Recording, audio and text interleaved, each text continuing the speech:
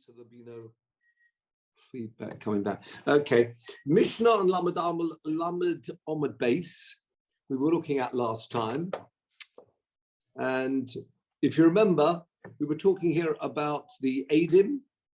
They would accept Eidim back to, this is Rosh Hashanah, they would accept Eidim right up to the end of the day. Eidim that saw the new moon on the previous night. So if it was Sunday night, the moon may have been visible or may not. Sunday night, let's get the numbers here. Sunday night, Sunday was 29th, let's say 29th of Elul. Sunday night, if the moon would be seen, then they would come to the Bezdin. The following day, the Monday, would be 1 Tishri. If the moon was not seen, then Monday would be day 30, because of course, as we know, it takes 29 and a half days, approx, for the moon to go around the earth. So it could either be 29 or 30. Now, on Rosh Hashanah, on the Monday, they weren't sure whether Eidim actually saw the moon. So we explained this last time. Everybody kept Monday as being Rosh Hashanah. And whatever happens, they kept that because they weren't sure whether it was going to be day 30 and not Rosh Hashanah or not, but nevertheless, they kept it. And more about that in this Gemara too. But the problem was this. On Monday, late Monday afternoon, they're waiting for the witnesses to come. They may still come.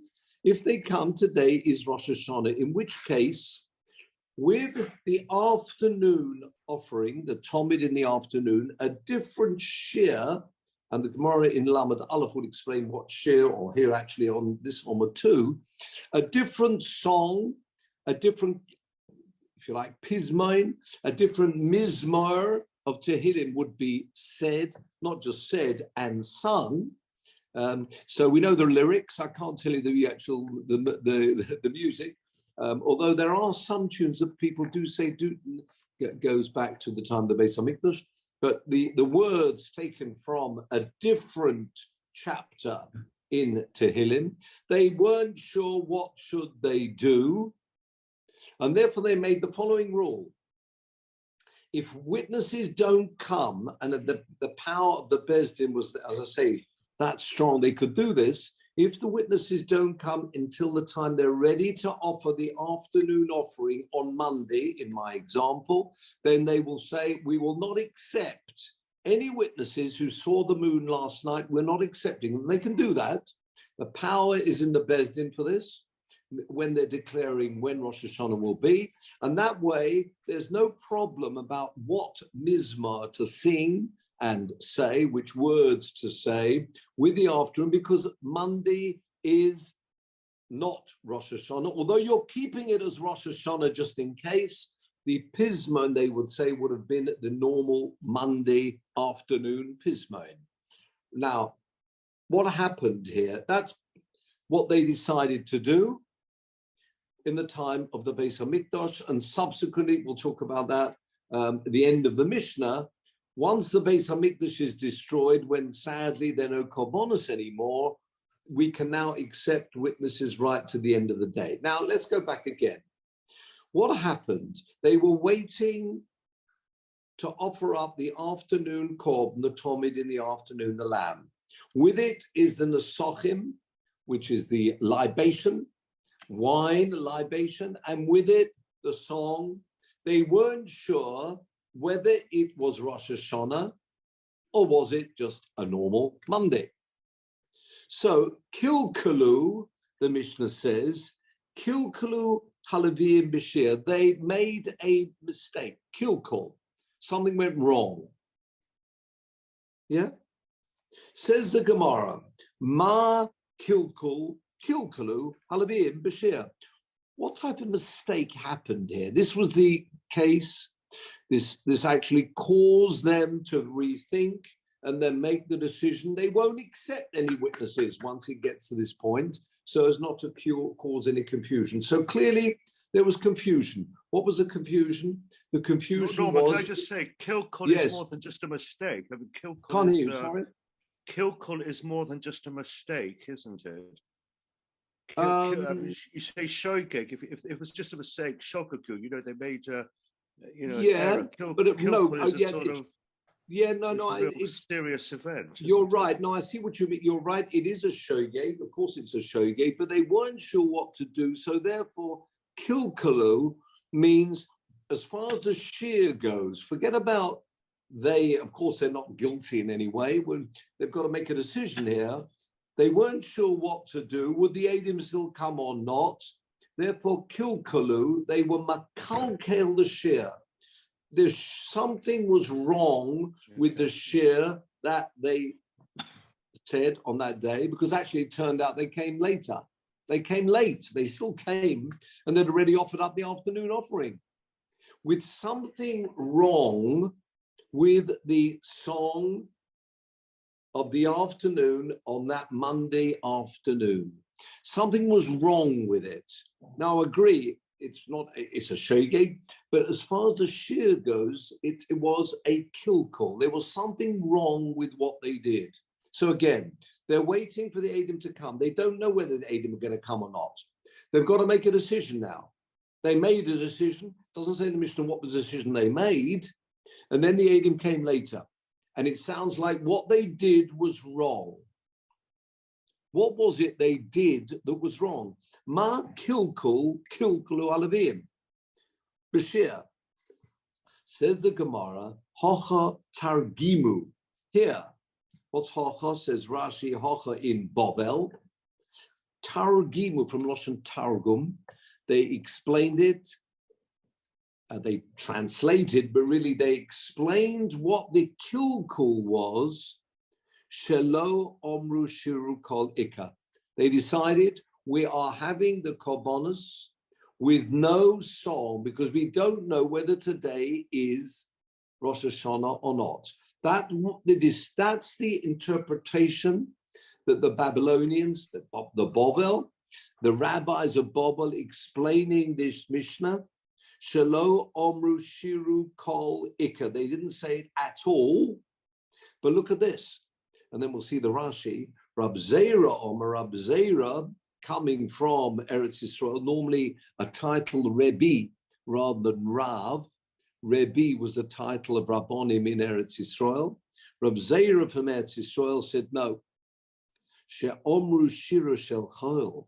They said the Monday afternoon shira, song, the words and the tune, maybe it's a slightly different key. Shel chol im tomid sheben. The mistake was they said the chol, song, words, and then the Eidim appeared. That day was Rosh Hashanah. They accepted the Eidim, it was Rosh Hashanah, but they'd said the Talmud with the wrong mizmar. So as a machlokas, very interesting, between Bovel and Eretz Yisrael, what the mistake was. Whatever the actual mistake was, they clarified it, or they sorted the error for future years, because now there's going to be no problem. If the Eidim have not come by the time they offer up the afternoon offering, no bets, it's off. It's definitely a weekday today. And therefore, no problem about singing, having the mizmar, and having the song of a normal Monday afternoon. Okay? Now, that's the Machlokas, Bovel, and Eretz Yisrael. Let's see the Rashi, please. Hocha targimu. Right. Amen. Rashi. Shelo omru shira kol ikar. You can line kol ikar. They didn't sing any song. They weren't sure what to do. So the kilkul was, and you can see, Mervyn, where we're getting at this kilkul, it's not that they made the mistake. They had to make a decision here. That the decision they made was they decided not to sing a shira at all. That was a kilkul, because they should have done. But what should they have done in that circumstance? Have a look at Rashi. Shalom Rashira Kol Ikka. But it's interesting that the Gemara says Ma Kilkulu Halavim, but the Mishnah doesn't say that. It uses the passive, this Kalkulu. It uses that they Yes, v'niskalkalu halavim b'shir. That's a different word. I mean, Mervin's got Yeah, no, I see. Yes, you're right. But whatever happens, they had to make a decision, and well, when I say it was not right, they missed singing. According to Bovel, there was no shiur. But miscalculate, it happened to them because as a result, it wasn't something deliberate, of course. No, of course. And they found themselves in a situation where they had, in retrospect, ruined, because calculus is a ruin, actually, it is a strong word, they actually ruined whatever it was that they were doing. Although they had no option, they didn't know what to do. It was retroactive. It was seen that they had done. Well, it's his spoil. I mean, so it's a reflexive almost. Niskalkalu halavim. You're right, it's a reflexive, a different verb to the one we're using here, but it's not a passive, it's a niskalkalu halavim. The Levim verb,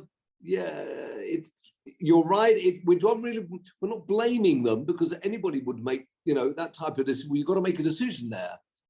So they decided not to, and they've ruined it with, I say, no fault of theirs, and everybody would have perhaps done the same thing. But it was, so you're right, it's a bit like it was ruined because with that korban in the afternoon, no Zemira, if you like, in this case, no Perek of Tehillim was sung.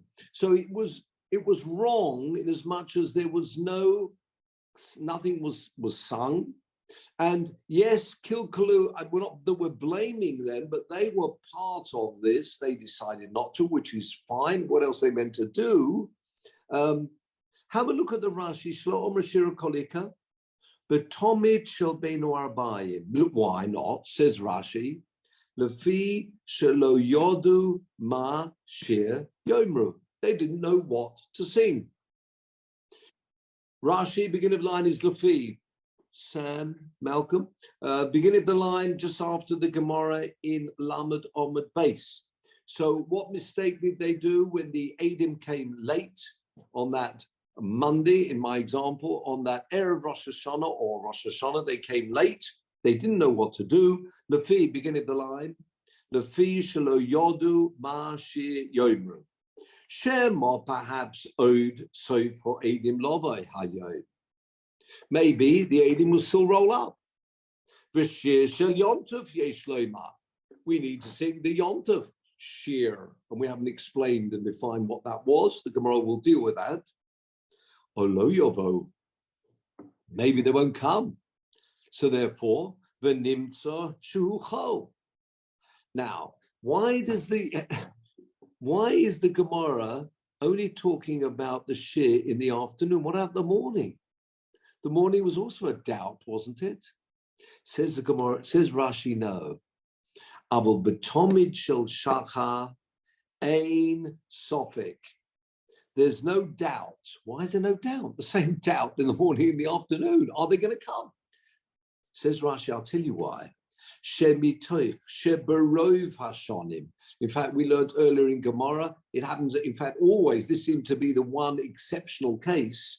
Certainly the vast majority of years, Ein ha'edim boim kodim tomid sheshach. They never get there that early. Don't forget, they've seen the moon in the evening and they've rushed over to Bezdin. The Karnim, with their great zrizus, are very quick off the mark to bring the tomid in the morning.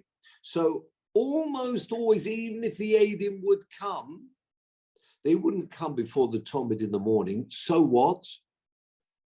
The Sophic is Kaddish Hayom. There was always a doubt in the morning. Hopefully they would have come by the afternoon, but there's always a doubt in the morning because they normally are offering the morning offering. That's first thing in the morning. Sunrise, they're going to be offering this. So therefore, says Rashi, the Sophic is Kaddish Hayom, the Sophic lo is Kaddish.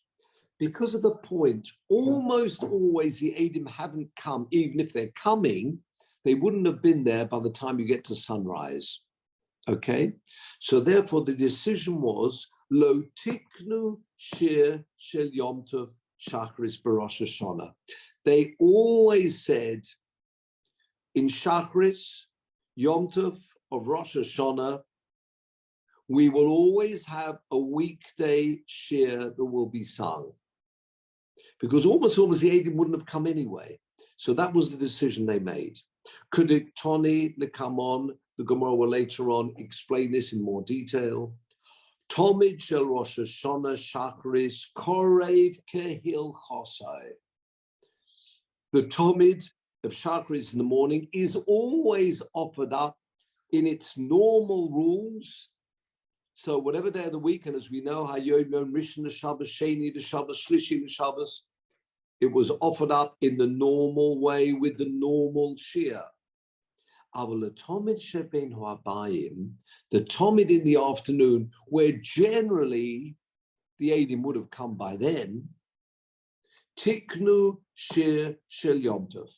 That's when they instituted the Yom Tov Shiur, Shekvar Bo'u Eidim, because by then the Eidim had come. The Fikach.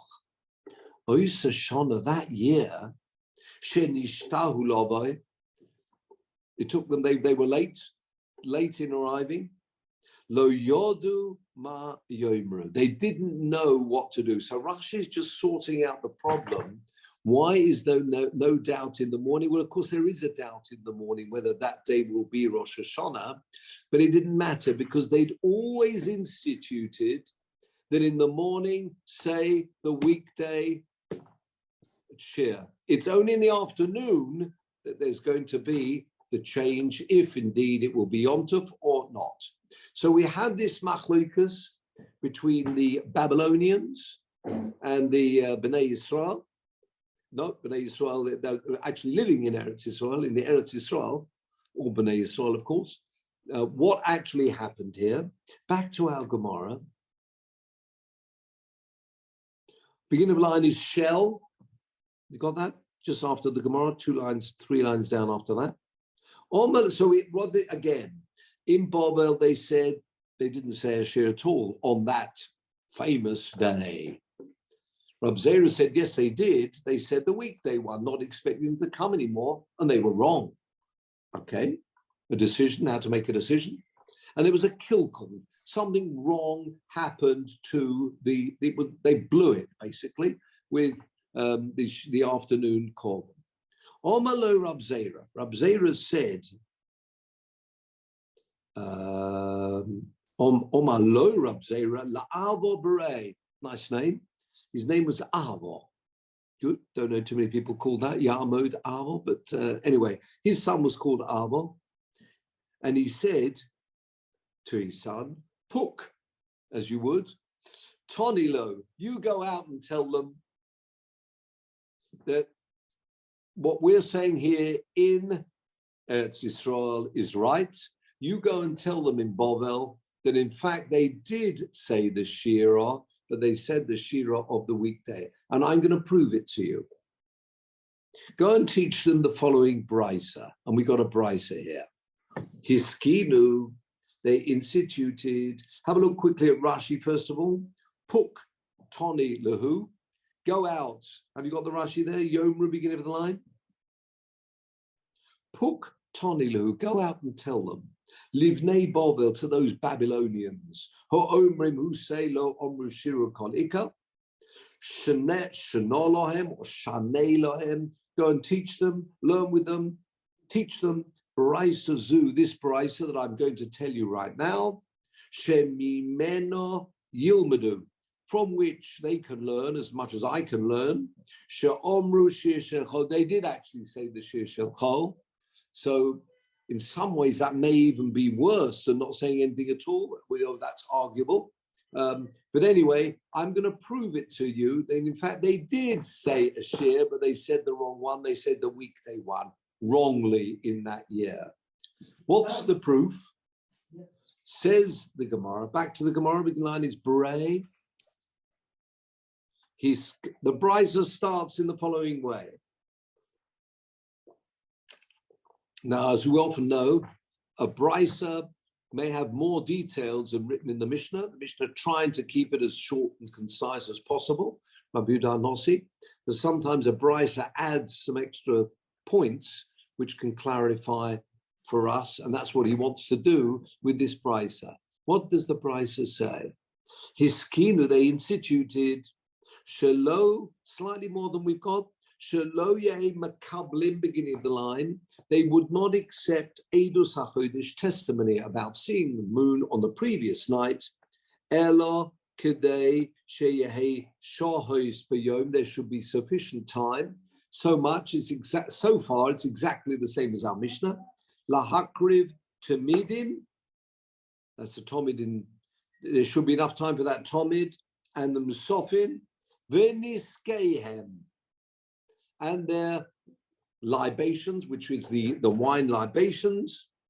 V'loima shira. Now this is the crucial word here, and how are you going to translate this? Shelo b'shibush, without a mistake. What does that mean? Without a mistake. Well, says Reb Zera, if you'll tell me that it's all very well, they said, they sang the Shira of the weekday, that's the mistake. They made a mistake. Instead of singing this, they sang that. How would you translate into English the word a shibush? It's a mistake. You can have a shibush in the Gemara where the word is wrong. This word should be written this way. You can have a shibush if you're writing things yourself. It's a mistake. Instead of writing this, you should have written this. That's a shibush. Ella, says Reb Zera, omrus, if you'll tell me lo omuklal, which is what the people in Bovel said, my shibushika. That's not a mistake. That's an omission. The word shibush is wrong. You with me? So he's trying to prove, Reb Zera is trying to prove from this brisa that in fact they did say a shira, but it was a shibush. It was a mistake. It was the wrong one. Because if they didn't say a shibush, if they didn't say a shira at all, they should have said v'lo omru shira. What they said, a shibush. See, now in the Mishnah, it just says niskalkalu, a mistake was made. It doesn't explain what the mistake was, and that's why it lends itself to these two interpretations. But if I say to you, what you've written is a shibush, what you've got is a shibush, it sounds very much like you've got something and it's wrong. Says Reb Zera, exactly.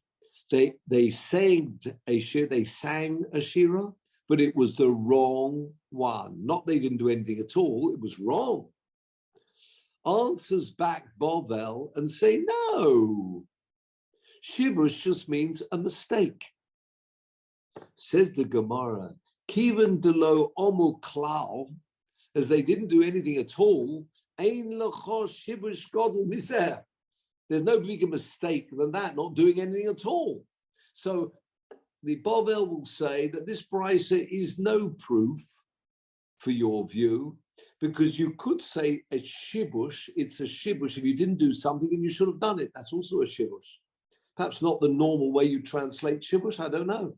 But the Babylonians say that's fine. It's a shibush. You made a mistake.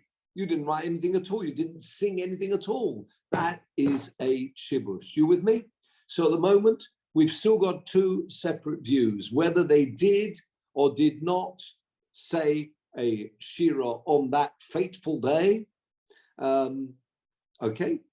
Says the Gemara, Massive Rav Acha Bar Huna.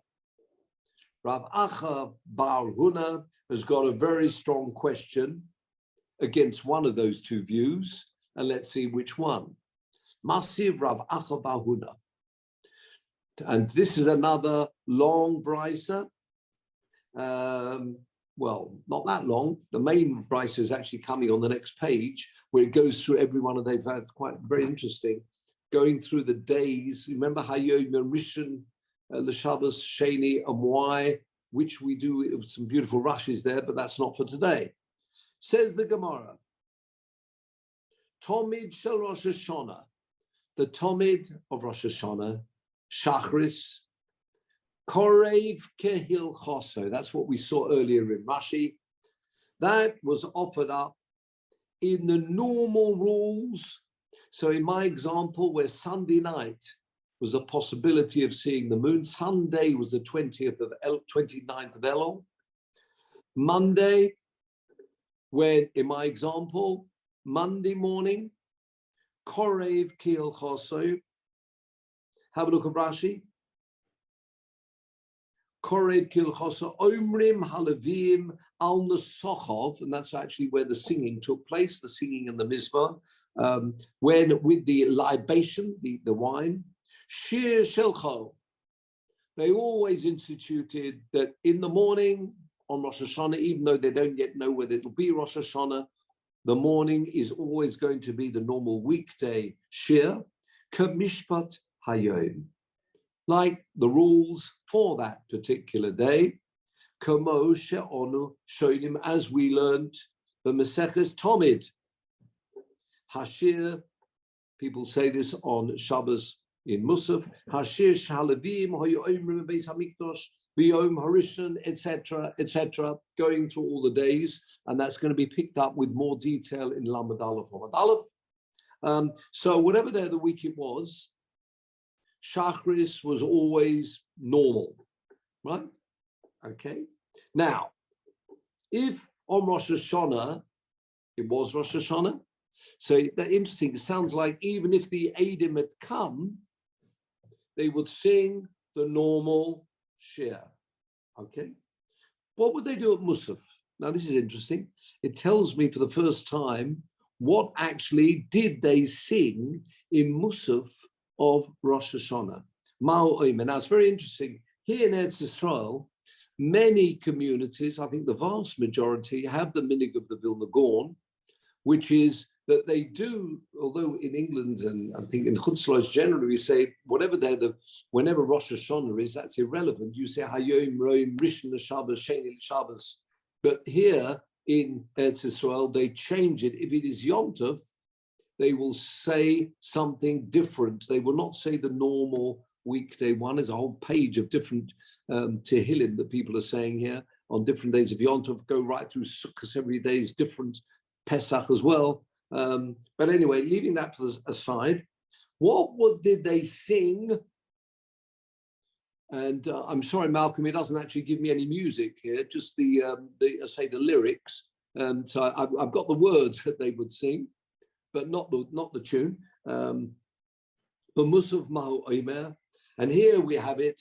Harninu lelukim uzeinu, horiu lelokei Yaakov. People may be familiar with that. It's a Tehillim, actually, and this is going to be interesting because it's the Thursday's Tehillim, and it's in chapter 81, Posuk base. So, Peter, I know you're feeling left out. If I can call upon you, please, let's have a look at some Tehillim 81. So, Peter, over to you. Here we are.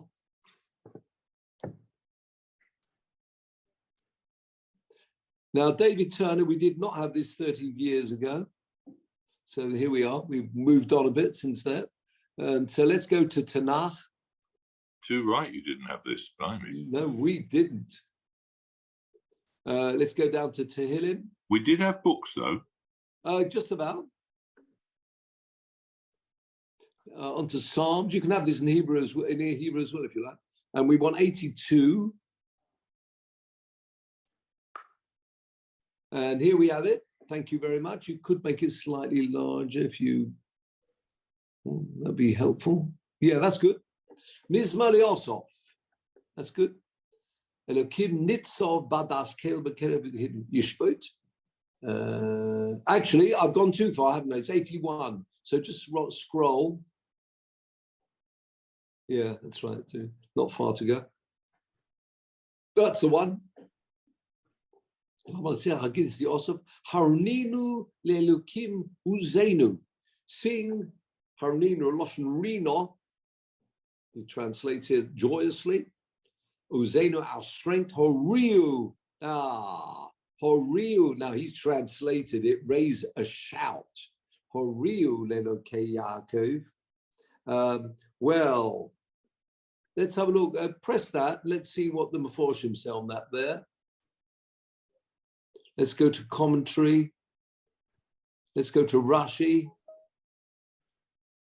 Let's go to Hebrew. Horiu.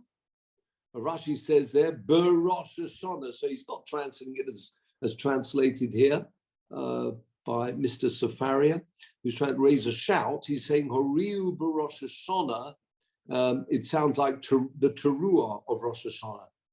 Horiu, blow the shofar. Lelokei Yaakov. Okay, and then it goes on. Suzimna usnusa. We might as well just have a quick look at that. Oh, that's interesting. Usnusof. Now, just as you go, Suzimra usnusof. Sounding tenu means take, give a sof. Timbrel normally means some type of a drum timbrel. Kinar noim im novel. Kinar. Noim means a beautiful sounding kinar. What is a kinar? Translated a lyre. Im novel, and a harp. Interesting. Look at the Rashi on that, which you've got. Rab Chia ba Abba Omar, hu nevel hu kinar. They're both, it sounds like the same instrument. However, keep reading. Rab Shimon Omer, nimin yeseros, shebein zeh lezeh. It may be a lyre, Lyre, but there are a different number of strings. And why is it called navel? Interesting, from the word novel, which means, have a look at the translation there. It puts to shame all the other instruments. You can press A for us on that. Yeah, there you go. No, you got a bit too, no, one up. Yeah. Shim said the number of strings. Why is it called nevel? Because it puts the others, as we say, to shame from novel. So there is the Meforshim do say, one of the Meforshim says that it's got 10 strings. That's quite something for somebody to play. Don't know if there are any instruments out there, even in the Far East, where they've got 10 strings. You've seen a 10 string, maybe. I don't know, maybe somebody can shout out, they know something about a 10-stringed instrument, but that's going to be something to play. And then, of course, we have the famous pasuk, Tiku v'chodesh shofar, ba'keser yom chagenu, there we really do have blow the shofar. Ba'keser. Ooh. Like the way, he's interesting translation on the full moon. Now, how does he get that, Mr. Safari or Rabbi Safari? I don't know how he gets that. Rashi clearly, Bakesa, we've learned that as well. The kesed normally lechasos is to cover, blow the shofar. Bakesa, you see, he's got blow the horn on the new moon. Tikov achodesh shofar.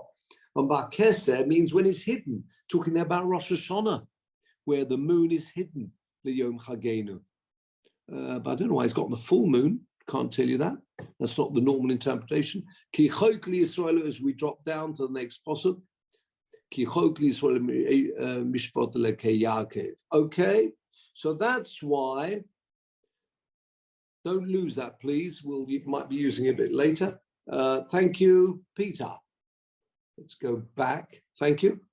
So there we are. Says Rashi, the afternoon offering, Omer harninu lelokim uzenu horilu lekei Yaakov. Have a look at Rashi, please.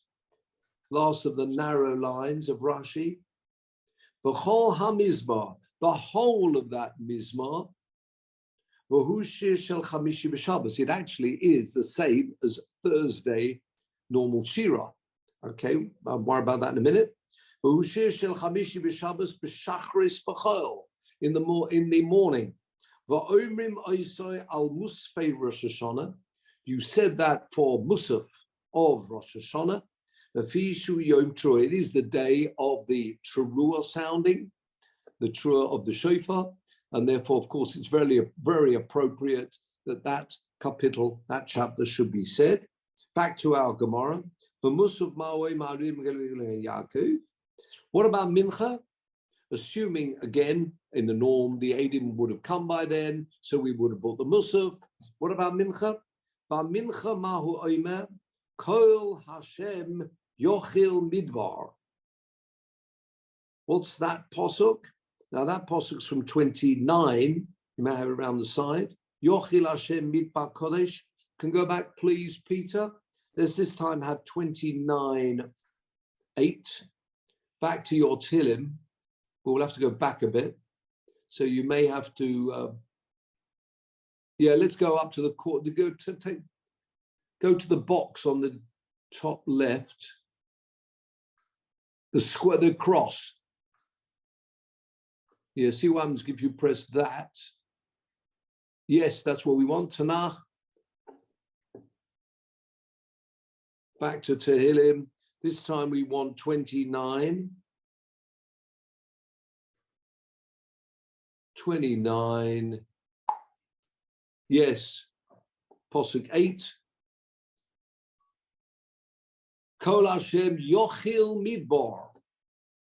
Yochil Hashem midbar kodesh. Yochil. Chil. Please translate convulsive. Normally it's concerned. Chil. And convulsing. Kol Hashem yochil midbar. Yochil Hashem midbar kodesh. Now why yochil midbar? What's that referring to? It's referring to the Matan Torah, the sound, Kol Hashem Yochil Midbar, Yochil Hashem Midbar Kodesh, the sound, the convulses, is translating here, the wilderness of Kodesh, and that's talking about during the time of the Matan Torah, the sound also. Have a look at the Rashi in our example. The word in Rome is chil kayoleda in the other. Yes, that's right. That's you talk about the convulsive pain of the childbirth, there, quaking. You're quite right. There's your woman in pain, or you can go into the press the aleph. See, as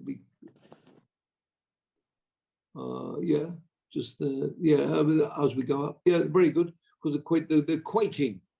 Yeah. Okay, well, that's a different thing. But so in other words, we're talking about the quaking or the convulses, which is translated here, the wilderness. The voice convulses the wilderness. And we're talking here, as we go back to our Gemara, if we're referring, and so again, this was in Mincha, they would say this chapter, where you've got that posuk, have a look at Rashi,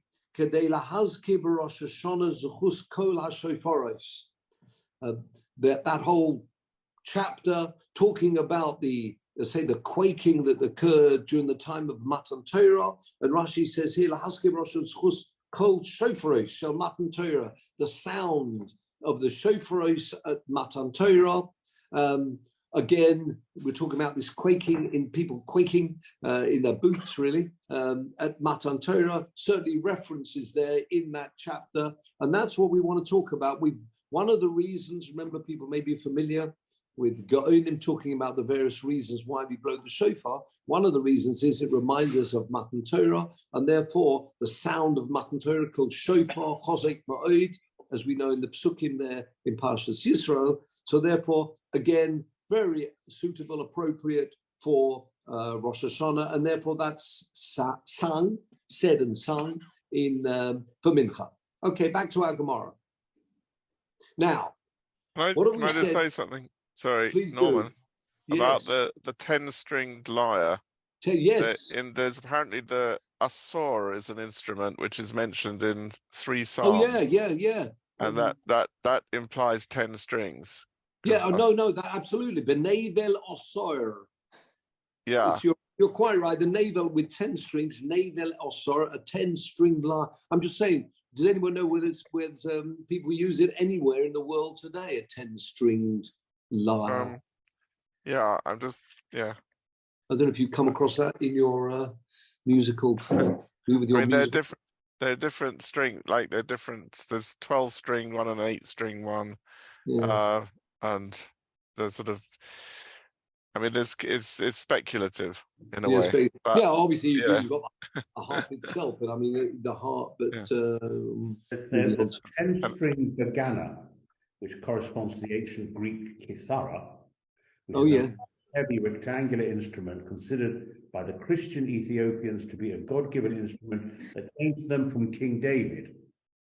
Well, how many strings? 10.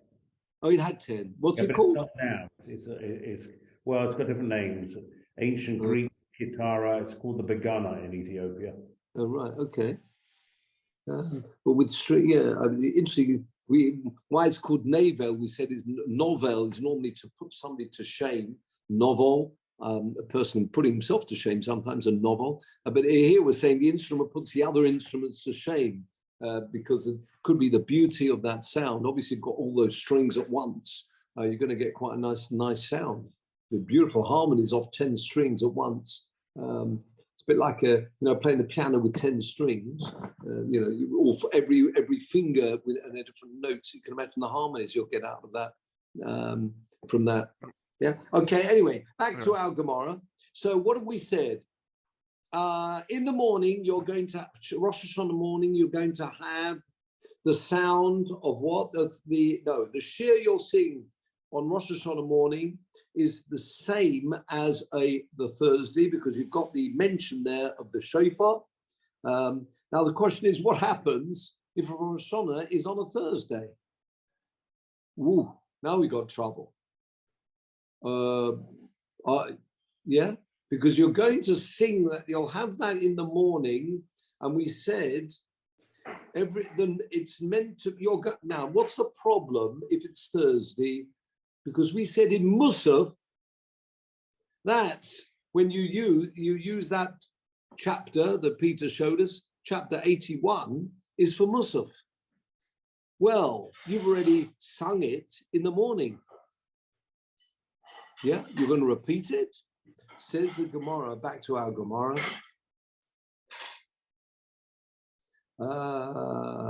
Beginning line is Midbar. Kol Hashem Yochid Midbar, about 10, 12 lines up. Ubizman Shecha Rosh Hashanah Liyos B'Chamishi, if Rosh Hashanah actually falls on the Thursday, B'Chamishi B'Shabbos, Shehashira Sheloi Haraninu. That Shiur actually is Haraninu. So you can't leave that for Musaf because that would be the same thing. Okay. So now, if they did, this is tricky, isn't it? So if it's on a Thursday, and imagine, look what Rashi says here, Ubo Eidim fourth wide line, Ubo Eidim Kodim Shomel Shel Shacha. So you know that today is Rosh Hashanah, okay? Now the rule is, you've got to stick to in the morning, you stick with the daily soul. You don't change anything for Shachris. So if you're not going to change anything for Shachris, you're going to have Shachris the same as Musaf. Because for Musaf, you know that the Musaf will be that chapter. Says Rashi, if they already knew, Lo hoya oime b'Shachris harninu, they didn't sing all of it. This is the crucial bit. Because otherwise you'd be repeating the full Perek, doing it twice. Elo mahu omer, you start halfway through. Hasiroisi misevel shichmai. In the middle of that posuk, in the middle of that chapter, full stop. Lo hoya, have a look at the Rashi. Lo hoya omrim shachrit shir shel chol. They didn't do the whole of that shir for Shachris. Dahainu haruninu mipnei shechoyzev koifloi shniya b'musaf. Otherwise, you'd be repeating the whole thing in Musaf as well. So what did you do? You started slightly later. Hasirosi, he removed. Hasirosi, misevel shichmai. Now have a look, please, at that posuk, if you can, Peter. Let's just go back to that posuk. And this time, it's posuk Zayin 81. You're going to have to press quickly go to Tanakh Tehillim 81. 81:7. Thank you. Let's have Hebrew and English. So press on top. The Aleph A. The Aleph A to in the middle. Yeah, that'll give us both. Yeah, Aleph A. Yeah. Hasiroisi misevel shichmai. Yeah, I removed lahasir to remove misevel from the burden shichmai. What's shichmai? His shoulder. I removed. Literally, you'd say from any burden from his shoulder. His hands, kapov, his hands, midud ta'avorna, removing it from, in this case, means a basket. Yes, but hasiroisi misevel shichmai. That actually, look at the previous pasuk. Eidus, there was a decree, Eidus v'Yosef Somo, but seisoi al eretz Mitzroyim, safas lo yodati eshma. Right, what's that talking about? A decree upon Yosef when he went forth from Mitzrayim. What's that talking about? That actually is a reference talking about, yes, Yosef being freed. And as we see in the next pasuk, I relieved from his shoulder, really, the burden. That's talking about Yosef being freed. So back to our pasuk. Sorry. What we're saying here, therefore, that if you knew that it was Rosh Hashanah, don't say the whole perek, but drop down and start there. Hasir, those psukim which talk about Yosef being relieved and freed from when he was in prison. Says Rashi, Mishum the Rosh Hashanah Yotze Yosef Mesu Asurim. People may remember that. It goes back a while when we saw that in Daf Yud Aleph. Yosef was relieved, freed from prison on Rosh Hashanah, and we had psukim for that. And therefore, what we're saying here is that it's suitable. We are keeping it for Rosh Hashanah. He's doing a double job. We don't want to repeat the whole chapter twice. We like the change. So the morning, rather than starting at the beginning, keep the shofar bit for later on. Then we will do the whole chapter. But we can drop down a bit. We can say, keep that Thursday. It's a Thursday. We're saying that chapter, starting a little bit later, and actually it's doing a dual role. It's Thursday, but it's also Rosh Hashanah, and we're also not repeating in total that chapter. Okay? Back to our Gemara. Now, V'imbo eidim achatomed shel shachar. And if the eidim came only on a Thursday, after Shacharis, Oimer, some people say Chayzer Oimer. Oimer, you said already, Harnina, remember? If they come on a Thursday, you would have started at the beginning of the chapter and you would have said that whole chapter. Says the Gemara, Alpha P, even though Shechayzer V'Koifel, you're going to be repeating it as Haperek. So if they come late, or not late really, just after Shachris, you are going to say that whole chapter and repeat that chapter. We don't like repeating chapters. We like a difference between the Shachris and the Musaf, but in this instance, you will have repeated it. So again, first thing in the morning, it's true, it's meant to be the Thursday capital. But there's a bit of a quandary here, because if they're going to come, if the Eidim are going to appear today, then we're going to have a repetition. Says the Gemara, and this is where we got the following on from what we said at the beginning.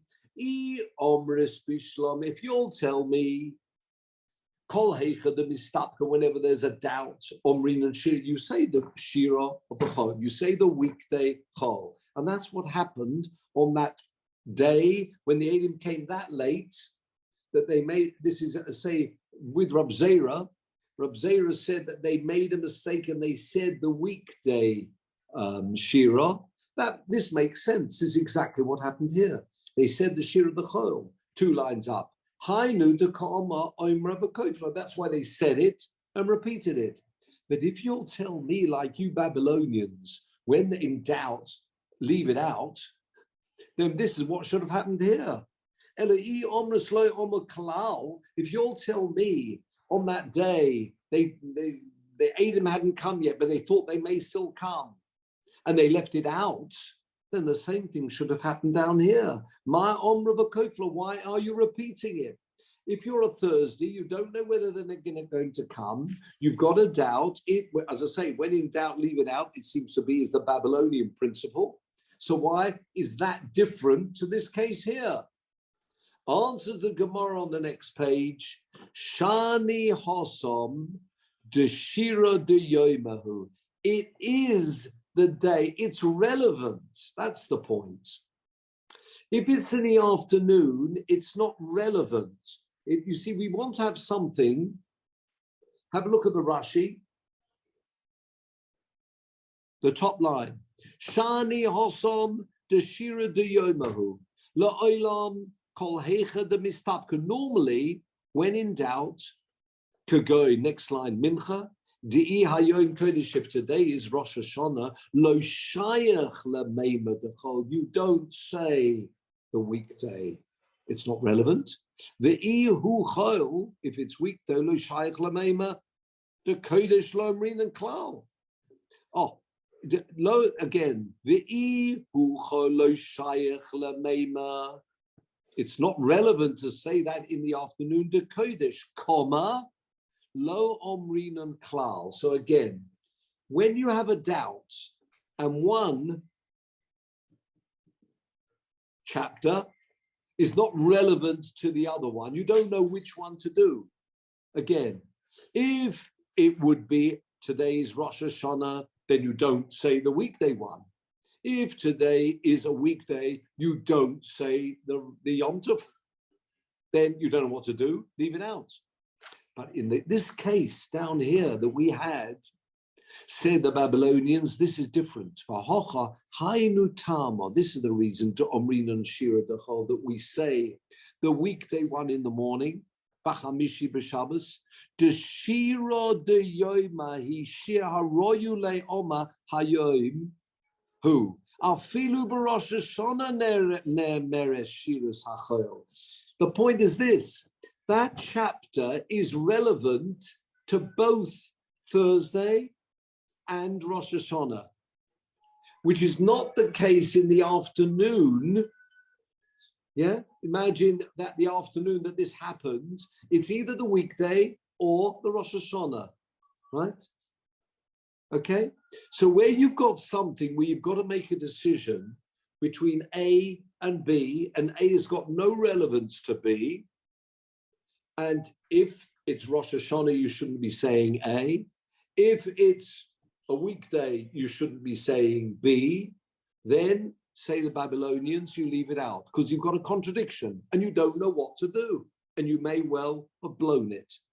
However, in this case, that's not going to be true because on a Thursday, that chapter that you're saying in the morning is relevant to Rosh Hashanah as well, as we said. It's Horil, but it's relevant to Thursday. Happens to be the chapter that they say on Thursday. And therefore, the worst concern is a repetition of something, but it's not something which is wrong. It's not a contradiction. See, there's a difference between saying something which is relevant to both. Yeah, we would have just said less of it, but it's still relevant. Yeah. Whereas what they did, or the choice they had in our Mishnah, was a choice between two things which contradict each other. If it's a weekday, you don't say the Yom Tov capital. And if it's a Yom Tov, you don't say the weekday. So you don't know what to do. So say Bovel, the kilkul was they decided we can't do anything at all because there's a chance what we'll do will be wrong. Whereas in this instance, by saying that chapter, it won't be wrong. The concern is you're going to repeat it later on, but it's not wrong because in that chapter, you've actually got, it's the Thursday chapter, but it's also very much the Rosh Hashanah chapter. So there's no problem about saying it in the morning. The problem is you'll be repeating it. Okay, that's not the end of the world, but it won't have a contradiction. So there won't be a kilkul if you actually said that chapter. So what you do is you would have said that whole chapter and repeated it twice. So at this point, says the Gemara, we still have two views as to what happened.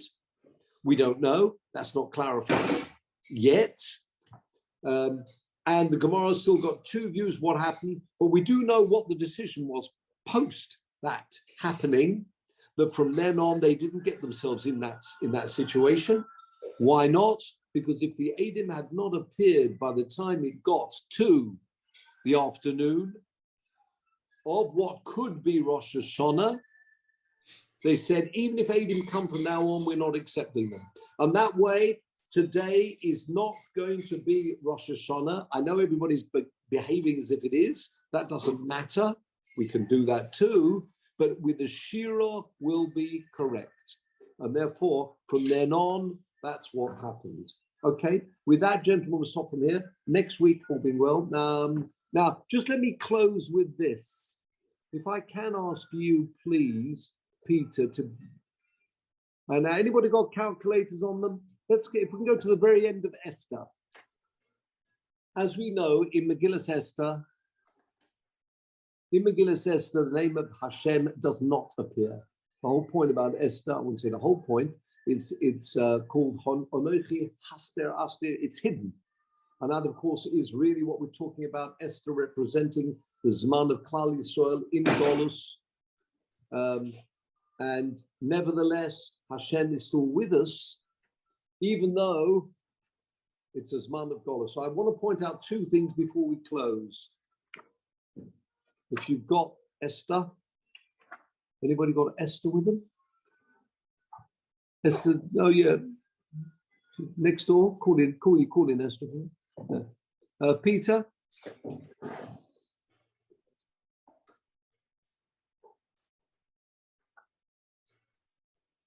If you can bring, thank you very much.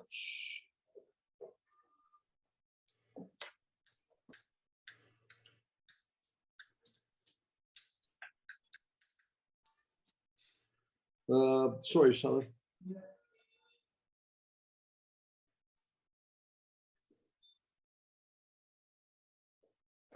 I just want to point out one. Oh, that's okay. Oh, should we go to the proper safari? It's a bit. I prefer posuk by posuk actually. Which posuk? Oh, sorry. Go to Safaria. Oh, you take a posuk by posuk. Let's just go to Tanakh. Esther, and I want to go to chapter 5, chapter posuk 4 first of all. Two things I want to show you here. Chapter 5, posuk 4. Stop. Remember? This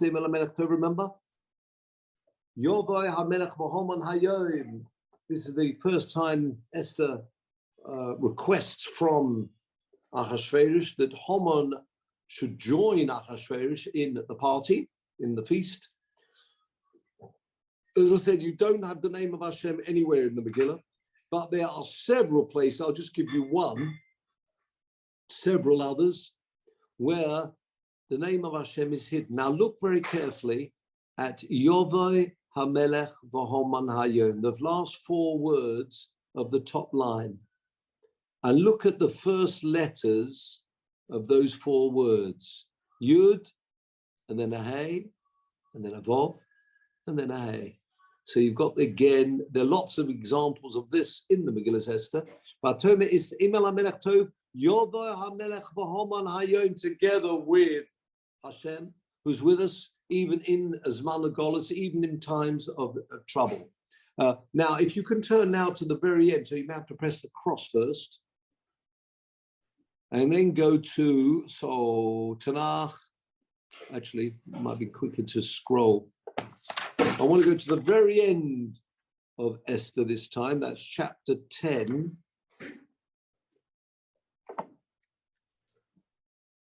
Chapter 10, Posuk Gimel.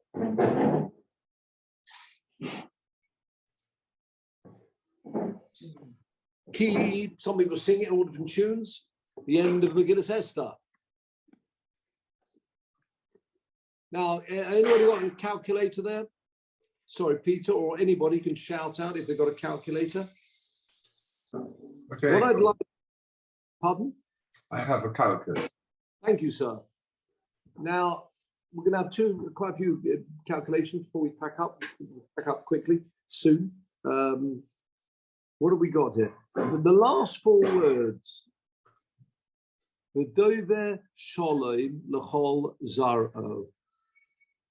We're gonna work that gematria out. People can just check, make sure Peter gets it right. I'm sure he will. V'dover, Vov is 6 plus 4 plus 2 plus 200. That's 212. Somebody can say yes. Is that right? 6, 4, yes. 2, 200. 212. Can you please keep that in the memory? Next, Sholem. How much is Sholem? Somebody shout out if they got it. 376. Thank you very much indeed. 376 to the memory. L'chol. Benji, quick off the mark there. 80. 80, yes. We do say bingo. No, not the end. Zaro. You've got a Zion race. 180. 283. 283, yeah, I think so. That's what I meant. What have you got in the total now? 939. I probably missed a number, sorry. Sorry, 212, 376, 80, 283. What's all that together? 951. 951, okay, keep that. Please remember that. How many psukim are there in the whole of Megillas Esther? There, in some Megillas, well, not of the will, in some Chumoshim it tells you, there are in fact 100, you can count up the chapters, but there are some Chumoshim actually give it to you. So the actual number of chapters, we're not going to count that up, but I'll tell you what it is. Although in some Chumoshim it says 166, it's 167. So if you've got a Chumash that says 166, please change it. Now, there are 167 psukim in the whole of Megillas Esther. Okay, right now, can we please have, this is an easier one. Let's go to, just so we can have it up for us.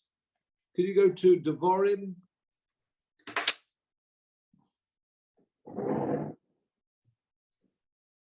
We want Devarim. Let's find out the chapter for you. I'm looking at, or you can go to a Siddur if you like. Should we go to a, no, actually, should we go to Siddur? Can we go to Siddur? Musa, responsa? No, I don't know. Until we find out, it'll probably be take us too long, won't it? Let's go to Devarim. Let's go to, oh yeah, oh, you got Siddur, oh, well done. It's Siddur Ashkenaz. Oh, we'll until we find it will be tricky, won't it? Oh no, weekday Shacharit. Let's go to Shacharit, easy enough. Psukei Zimra, keep going down. Blessings of Shema. Let's go to blessings of Shema. Before Shema itself.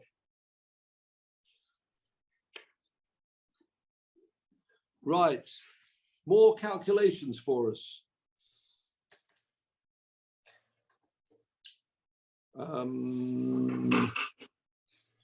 How much is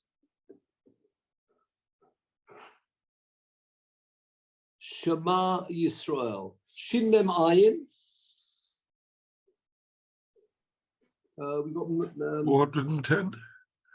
110, yes. Yisrael. That's a trickier one. 541. Yes. Well, that's what, I think it is. To which together comes to Peter, 951. 951. Thank you very much. And that's the same as. You get to the end of the Megillah and you finish with Shema Yisrael. And now, just to finish that off, Benji, don't turn off yet. We're just going to get the rest of these words. Hashem, well, that's everybody knows that's 26. There are two. You got Hashem Elokeinu, Hashem Echad. So what have you got? You got 26, Peter, plus another 26. How much is Elokeinu? 102. Yes, 102. And Echad at the end.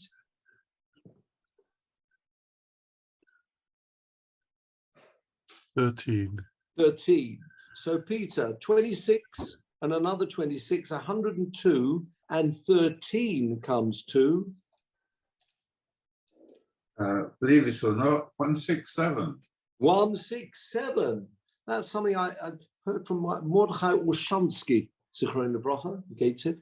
A beautiful, beautiful idea that by getting to the end, everything's hidden. Yes, we know that. I say there's several places you've got the Yud and the Hey together with the Yud and the Hey again. In the Megillah, lots of words hidden. But again, you get to the end of Megillah and you've got the number of Pesukim, which is that 167. Which Hashem Elokeinu, Hashem Echad, plus the finale, those last words, V'dover, Sholem, L'chol Zaro, it's the way to Shema Yisrael. So by concluding that Megillah, that's really what we're saying. And of course, the Megillah full of the prayers. It is an occasion, besides the great festivities and the drinking, absolutely.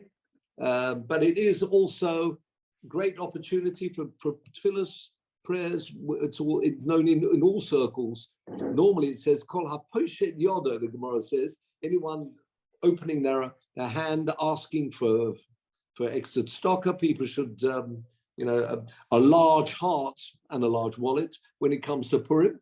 Kol haposhet yodo nosim lo, which is also explained by many of the Kabbalists and others. The Kol haposhet yodo, anybody who's opening their hand, means opening their hand, asking for things, a reference to tefillos. That is a very auspicious occasion for tefillos. So I say, yeah, everybody enjoy themselves. We should all enjoy ourselves, but at the same time, remembering very powerful that I think the Megillah Esther, it's time, even though we're in Golus, wherever we are, even in Eretz Yisrael, we're still in Golus at the moment. Nevertheless, Hashem is with us there, particularly for tefillos, finishing up with the Shema Yisrael, Hashem Elokeinu, Hashem Echad, got Hashem hidden away everywhere in Megillah, and we look forward to the occasion that there should be the revelation, the ultimate, the Geula B'Meira B'Yomeinu, and with that, gentlemen, I wish you all well. Now, just 1 minute, I'm just trying to work out, hold on 1 second.